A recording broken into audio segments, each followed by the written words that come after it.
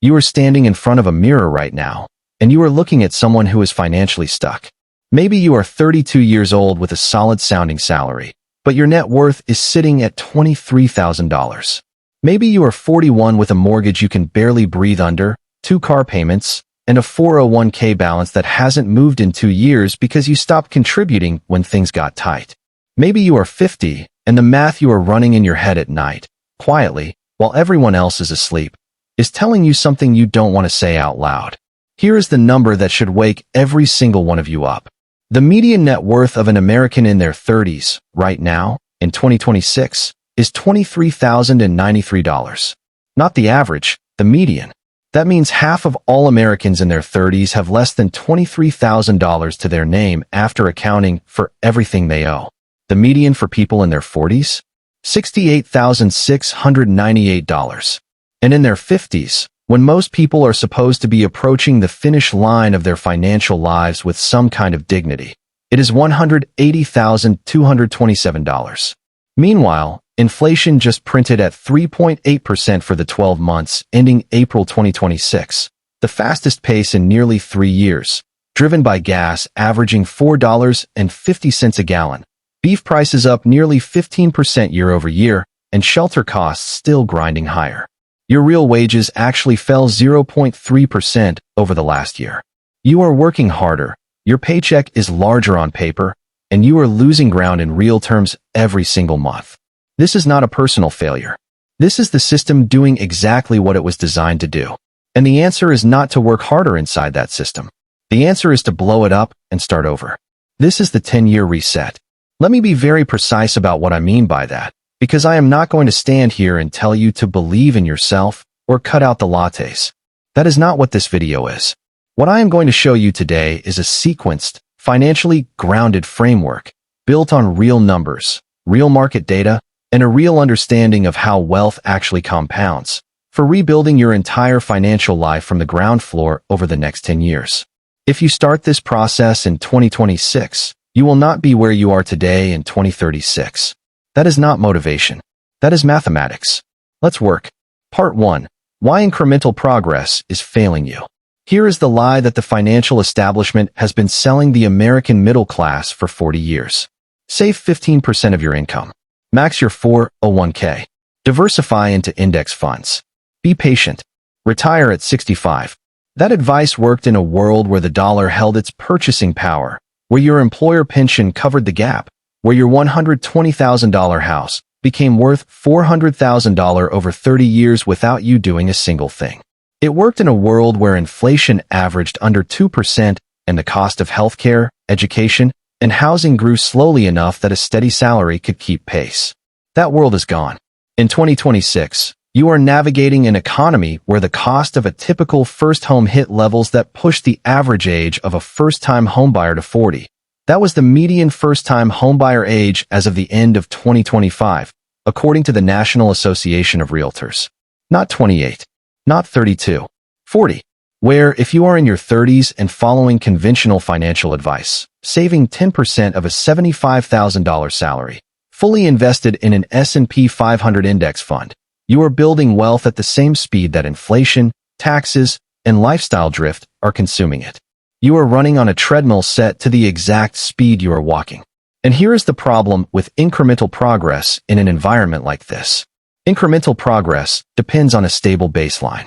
When prices rise 3.8% annually, when energy costs spike 40% in a matter of months due to geopolitical shocks, the Iran conflict pushed oil above $100 a barrel in 2026. Your incremental gains are constantly being eroded by forces entirely outside your control. The typical American household is not failing at discipline. They are failing at scale. The math is blunt. If you are 35 years old today with $39,000 in net worth, right at the median for your age group, and you grow that at 10% per year, which is the S&P 500's long-run historical average, you will have roughly $280,000 by the time you are 55. After inflation, that is closer to $155,000 in today's purchasing power. That is not retirement. That is a really bad problem you put off for 20 years. Incremental progress, in the current macro environment, is not a plan. It is a slow decline with better paperwork. So what do you do instead? You reset. But not the way people mean when they use that word to describe giving up. You reset the way a surgeon resets a bone that healed wrong. Deliberately, aggressively, with the full understanding that short-term pain is the only path to long-term function. The 10-year reset is an offensive strategy. It is not about recovering from where you are. It is about engineering where you are going. Part 2. The Scorched Earth Financial Audit. The first thing you have to do, before you invest a single dollar, before you open a brokerage account, before you listen to another finance video, is conduct an honest audit of your current financial life. Not the sanitized version you tell yourself. The real one. Pull up every account, every subscription, every recurring charge, every payment, and ask one question about each of them. Is this building me wealth, or is it costing me the ability to build wealth? There is a category of expense that financial planners rarely talk about honestly. I call them zombie expenses. These are not luxuries. They are not weekend dinners or vacations. They are the costs that you stopped noticing because they became infrastructure. The $1,200 a month car payment on a vehicle that depreciates $3,000 a year. The $3,400 monthly mortgage on a house in a neighborhood you originally moved into for the school district, but your kids are already in high school. The storage unit at $180 a month where your past life goes to keep costing you money after it ended. When you add up zombie expenses for a typical American household in 2026, the number is stunning. Studies of middle-income households consistently find that 25 to 35% of monthly take-home pay goes to expenses that provide zero long-term financial return. Zero. They are not investments. They are not experiences. They are the cost of maintaining a version of your life that is not producing the outcome you want. Here is what the reset does. You liquidate ruthlessly. Not emotionally, strategically. That second vehicle you use twice a month. Gone. The house that is eating 45% of your take-home pay. Evaluated seriously. The timeshare, the boat, the gym membership that competes with the app on your phone. These are not your life. They are line items that are consuming the capital you need to change your life. I want to be specific about what liquidating non-productive assets can actually generate. Let us say you are a 38-year-old household earning $110,000 a year combined. You have a vehicle you could sell for $18,000 and finance something used for $8,000, freeing $10,000 in cash immediately. You have furniture, electronics, and gear worth $4,000 to $6,000 sitting in rooms you barely use. Your after-tax refund and any tax-advantaged windfalls this year add another $3,000. Inside 60 to 90 days of doing this deliberately, you have assembled a $15,000 to $20,000 war chest. Not borrowed. Not speculative. Real, liquid capital. That is the seed of your reset. And this is where most people make the single most expensive mistake of the entire process. They take that seed money and immediately try to invest it. Usually in something they saw online, before they have eliminated the high-cost debt that is actively destroying their compounding math. Credit card debt in 2026 carries an average interest rate above 21%. If you carry a $9,000 balance at 21%, you are paying $1,890 per year in interest. That is a guaranteed negative 21% return on $9,000 of capital every single year. There is no investment vehicle available to the average American that reliably generates 21% returns, which means paying off that balance is the highest return, zero-risk financial move you can make. Full stop. The sequencing of the reset matters enormously. First, eliminate all high-interest debt. Above 10% interest rate, it goes away before you invest anything outside of employer-matched 401k contributions. Second, build a 3-month cash reserve. Not 1 month. 3. Because the reset only works if a single setback cannot derail the entire architecture. A job loss, a medical event, a car repair. These cannot be allowed to force you back into debt. Cash is not lazy in this phase. Cash is armor. Third, once you have eliminated the high-cost debt and built the reserve, every dollar of freed cash flow becomes a deployment asset. That is where the acceleration begins. Part 3. Engineering the high-velocity income pivot. Let me tell you something about the income side of this equation that most financial content refuses to say directly. You cannot save your way from $68,000 in net worth to $800,000 in 10 years on a $75,000 salary. The math does not work. Even with aggressive savings and historical market returns, the numbers fall short. To hit that kind of trajectory in a decade, you need your income to grow. And in the current economy, income growth from traditional employment is not moving fast enough for most people. Here is the environment you are operating in right now. McKinsey estimates that AI and automation could theoretically automate 57% of current U.S. work hours using technology that exists today. The World Economic Forum projects 92 million jobs will be displaced by 2030, while 170 million new roles will be created. But here is the part that matters for you. The people who capture those new roles will not be the people who waited to see what happened. They will be the people who started repositioning 2 or 3 years ahead of the curve. Already in 2025, Amazon eliminated 14,000 corporate roles, explicitly citing AI's ability to enable leaner structures. Workday cut 8.5% of its workforce to reallocate resources toward AI investment. This is not theoretical anymore. This is the current quarter. The income pivot in the 10-year reset is about identifying where the leverage is in the 2026 economy and deliberately acquiring the skills that sit at that leverage point. Data analysis and mathematics-adjacent AI roles right now carry a median pay of $170,000 per year.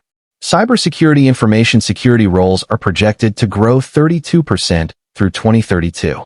Roles that combine deep domain expertise, finance, healthcare, law, engineering, with AI fluency are commanding compensation premiums that are pulling away from the salary curve for generalist roles in those same fields. You do not need a second degree. You do not need to quit your job in month 1. What you need is a 12-month upskilling investment. 12 months of consistent work on acquiring one high-leverage skill set, not a broad familiarity with technology, but a specific, demonstrable competency that generates asymmetric income returns compared to the time you invest. What does asymmetric return on skill look like in practice? A project manager who adds AI workflow design skills and moves from coordinating teams to designing AI-augmented systems does not go from $90,000 to $100,000. They go from $90,000 to $140,000 or into fractional consulting engagements at $150 an hour. A financial analyst who builds deep proficiency in AI-assisted modeling and presents that directly to clients as a service does not ask for a raise. They build a side income stream that pays $3,000 to $5,000 a month independently. The difference between a $90,000 income and a $130,000 income, all else being equal and with the same savings rate, over 10 years of compounding investment, is the difference between a $380,000 portfolio and a $550,000 portfolio at the end of the decade. That is what a skill pivot is actually worth in dollar terms. Here is how you structure the income tier of the reset. Your primary job remains your anchor, your insurance, your stability, your employer 401k match that you are not leaving on the table. But in parallel, you build a second income stream, not for lifestyle spending, but entirely as an investment capital machine. Every dollar from that stream goes straight into your deployment account. No exceptions. The goal in years 1 and 2 of the reset is not to earn $200,000. The goal is to separate your income growth trajectory from the rate of inflation for the first time in your adult life. Part 4. Aggressive capital allocation, the actual math. Let us talk about the compounding engine, because this is where the reset either becomes life-changing or stays theoretical. The 401k limit in 2026 is $24,500 for employee contributions. The IRA limit is $7,500.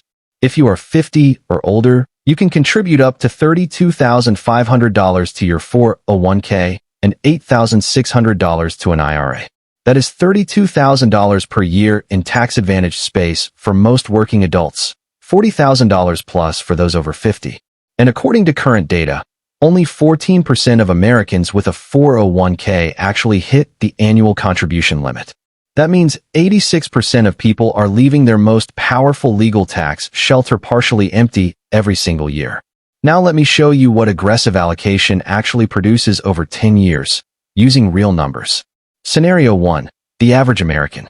You are 35, You have $39,000 in net worth. You contribute $7,500 a year to your retirement accounts, and the market returns 10% annually, which is the S&P 500's long-run compounded average since 1970.